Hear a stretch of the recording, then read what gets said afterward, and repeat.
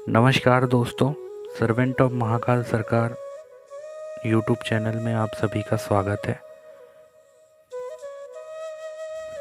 चौथा अध्याय, चतुर्मास के नियमों का वर्णन।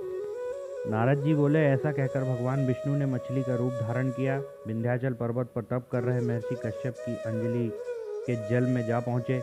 महर्षि कश्यप ने दया करके उसे अपने कमंडल में रख लिया। जब उसने बड़ा रूप धारण किया तो उन्होंने उसे कुएं में डाल दिया। जब कुएं में भी न समा सकी तो उन्होंने उसे तालाब में फेंक दिया। जब वह तालाब में न आ सकी तो उन्होंने उसे समुद्र में डाल दिया। वहाँ पर भी बढ़ने लगी। फिर उस मत्स्य रूपी नारायण ने उस शंखासुर को मार डाला। उसके पश्चात शंख को हाथ में लेकर बद्रीवन में आ पहुँचे। बद्री नारायण में आकर उन्होंने सब ऋषियों व महर्षियों को बुलाकर आज्ञा दी कि पानी में इधर उधर फैले हुए वेदों को ढूंढो और उन्हें शीघ्र मिलाकर मेरे पास लाओ, जब तक मैं देवताओं के साथ श्री प्रयागराज में ठहरा हूँ। इसके बाद सब ऋषि महर्षियों ने उन सब बीज मंत्रों को ढूंढ निकाला। उन वेदों में से जो जो भाग जिस जिस ऋषि को मिला वह उसी का हो गया।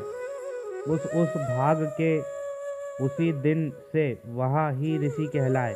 सब वेदों को लेकर ऋषि महर्षि प्रयागराज में आ गए और उन्होंने वे सब भगवान विष्णु व ब्रह्मा को समर्पित कर दिया। ब्रह्मा जी वेद को पाकर बड़े प्रसन्न हुए। उन्होंने देवताओं और ऋषियों के साथ अश्वमेध यज्ञ किया।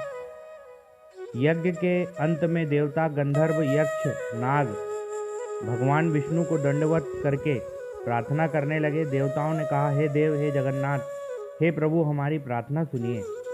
हम लोगों के हर्ष का समय है, इसलिए आप हमें वरदान दीजिए। नष्ट हुए वेद पुनः श्री ब्रह्मा जी को प्राप्त हो गए। हे लक्ष्मीपति, आपकी अनुकंपा से देवताओं को यज्ञ का भाग भी मिला। यह स्थान आपके प्रसाद से आज पृथ्वी भर में सर्वप्रधान पुण्य को बढ़ाने वाला, मुक्ति तथा भक्ति को प्रदान करने वाला हो, ब्रह्म हत्या आदि पापों का नाश करने वाला, परम पवित्र और अक्षय फल देने वाला हो। यह वरदान हमें दीजिए। भगवान विष्णु ने कहा, जो कुछ आप लोगों ने कहा है वह मेरा ही ध्येय है। जैसे आप लोगों ने कहा है कि यह स्थान आज से ब्रह्म क्षेत्र के नाम से पुकारा जाएगा। इस स्थान पर गंगा जी व सूर्यपुत्री यमुना जी का संगम होगा। मैं श्री ब्रह्मा जी सहित यहाँ पर निवास करूँगा। यहाँ पर किया हुआ जप तप तथा दान महान फलदायक होगा। पहले जन्म में किए हुए प्रपाप, ब्रह्म हत्या आदि भी इसी तीर्थराज में स्नान करने से नष्ट हो जाएंगे। जो लोग अपने पिता आदि को यहाँ लाकर तर्पण व श्राद्ध करेंगे, उनके पिता मेरे स्वरूप को प्राप्त करेंगे। यह तीनों की मुक्ति को प्रदान करने वाला है। मकर संक्रांति पर माघ मास में प्रातःकाल यहाँ आकर स्नान करने वालों के दर्शन मात्र से ही सब पाप मिट जाते हैं। ठीक उसी तरह जिस तरह सूर्य के तेज से अंधकार का नाश हो जाता है।